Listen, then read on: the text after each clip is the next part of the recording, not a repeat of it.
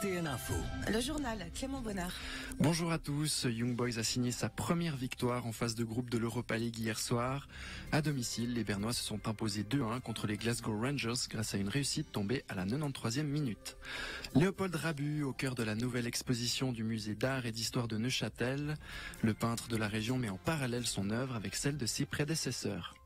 La Suisse ne serait pas un modèle en matière de droits économiques et sociaux. Des experts des Nations Unies rendront leur rapport sur la situation dans notre pays à la fin du mois. Ce vendredi, il y aura quelques éclaircies en début de journée, puis le ciel se couvrira rapidement. Quelques averses sont à prévoir. Les Young Boys de Berne ont remporté une improbable victoire hier au Stade de Suisse. Ils étaient opposés aux Glasgow Rangers dans le cadre de la deuxième journée d'Europa League. Les Bernois se sont imposés 2-1 au bout du temps additionnel. Pour l'attaquant Jean-Pierre Nsamé, le soutien du public a joué un rôle important dans cette victoire. On l'écoute. On sait la chimie qu'on a avec notre public, avec nos supporters qui sont vraiment géniaux. Parce que du début jusqu'à la fin, ils nous poussent, même quand on perd, ils sont là. Et le fait de ressentir cette force-là de leur part, c'est vraiment un 12e monde pour nous.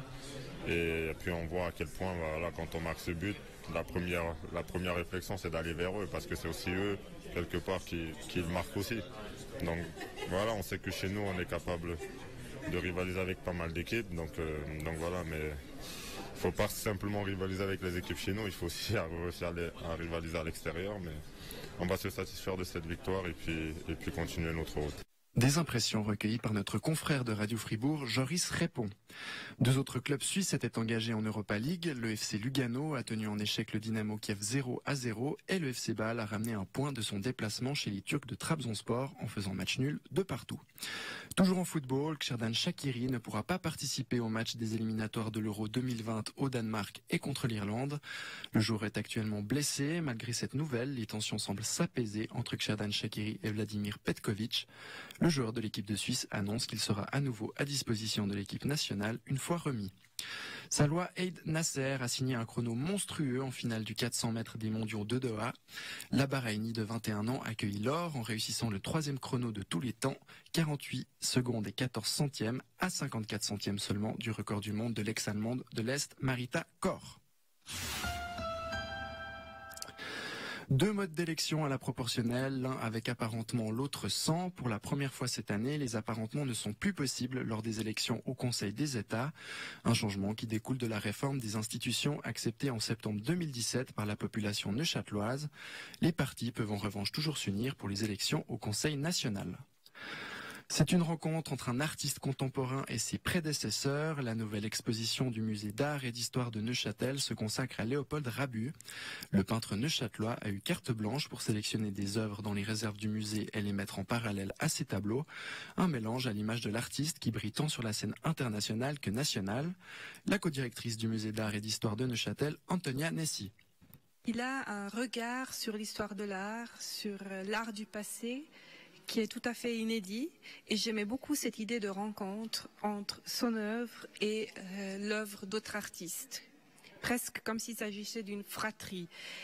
Et c'est vraiment le concept principal de cette exposition, c'est le dialogue, la rencontre entre l'univers de Léopold Rabu, qui est un univers où l'harmonie, la beauté rencontrent le difforme et le mystère, et la collection des arts plastiques du musée d'art et d'histoire. C'était cette idée de partage qui est le fil rouge de l'exposition.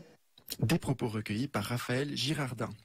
L'exposition Léopold Rabu se tient jusqu'en mars au musée d'art et d'histoire de Neuchâtel. Le vernissage a lieu samedi dès 17h. La Suisse n'est pas un modèle en matière de droits économiques et sociaux. Les experts des Nations Unies donneront en fin de mois leur opinion et des recommandations après un examen de la situation dans notre pays. De nombreux manquements ont été évoqués. Une plateforme d'ONG déplorait hier que la Suisse tente d'échapper à ses obligations sous couvert du respect du fédéralisme. Car même si l'on pourrait croire que la situation est bonne ici, elle ne l'est pas forcément. Léa Winter de FIAN Suisse a coordonné un rapport des organisations.